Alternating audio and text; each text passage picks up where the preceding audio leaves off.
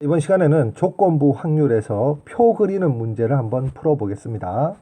먼저 문제를 한번 보면 어느 고등학교 학생의 등교 방법을 조사한 결과 버스로 등교하는 학생이 전체의 60%이었고, 자, 버스로 등교하는 여학생이 전체의 25%였다.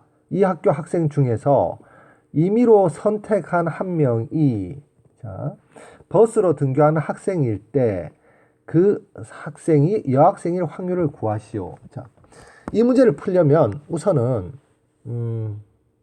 두 가지를 생각을 해야 되는데, 이 문제가 조건부 확률 문제인지 아닌지를 먼저 확인을 해야 돼요.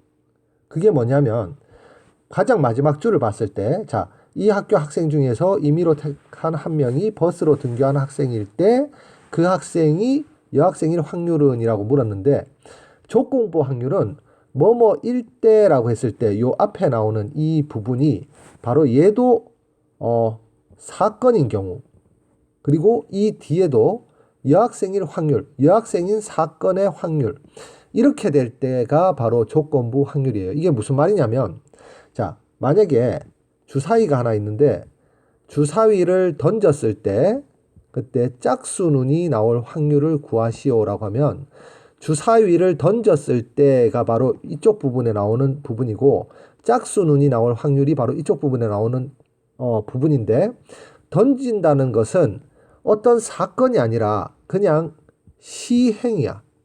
행동이란 이야기예요. 행동.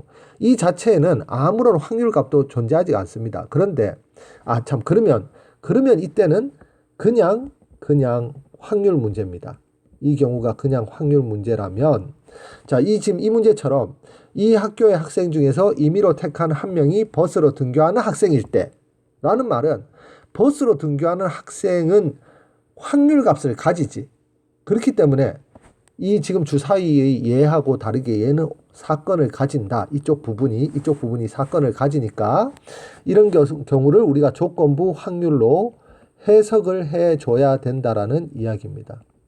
조건부 확률로 해석을 해줘야 되고, 자, 그 다음에 두 번째는 뭘 기억해야 되냐면은 이렇게 표로 그릴 수 있는 경우, 지금 쌤이 표를 한번 그려보겠습니다. 먼저 표를 그리고 이제 설명을 좀 한번 해볼게. 보통 표를 몇 칸짜리 표를 그리냐면은 16칸짜리 표를 그립니다. 이 순서대로 지금 그리면 돼요. 자, 16칸짜리 표를 그려서, 자, 이쪽에 사건을 쓰는데, 자, 먼저 여기에 사건을 하나 쓰면 여기는 버스로 등교하는 사건, 그 다음에 여기는 버스 말고 다른 기차나 지하철이나 아니면은 걸어서 가거나 자전거를 타고 가거나 이런 말이 없으니까 이 부분을 버스 이외를 그냥 기타라고 이렇게 쓰겠습니다. 기타. 버스 이외의 기타. 자, 그 다음에 여학생 이야기를 했잖아. 자, 당연히 나머지 한쪽은 남학생이 돼야 되겠지. 이렇게 표를 그린 다음에 이 부분의 확률이 바로 100분의 101이 됩니다. 100분의 101이 돼요.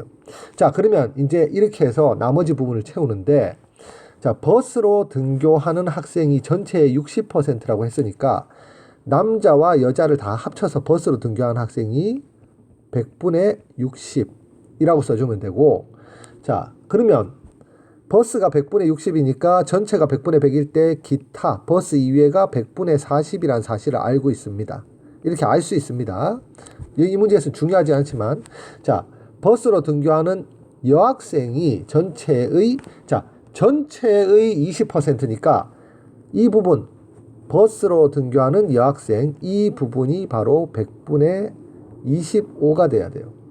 그러면 버스로 등교한 남학생이 중요하지 않지만 이 표를 이해하기 위해서 선생님이 설명하자면, 이 둘을 합쳐서 바로 100분의 60이 돼야 돼서 얘는 100분의 35가 된다는 사실을 알 수 있습니다. 자, 그럼 이제 마지막으로 이제 문제를 한번 풀어볼게요. 자, 이 지금 조건부 확률을 식으로 나타내 보면 P. 자, 전제 조건이 뭐냐면 버스로 등교하는 학생, 버스 등교 학생 일 때, 자, 그 학생이 여학생일 확률을 구하시오. 자, 얘는 분모가 P, 버스로 등교. 자, 얘가 분모가 되고, 자, 분자는 여학생 교집합 버스로 등교. 이렇게 써줄 수 있습니다.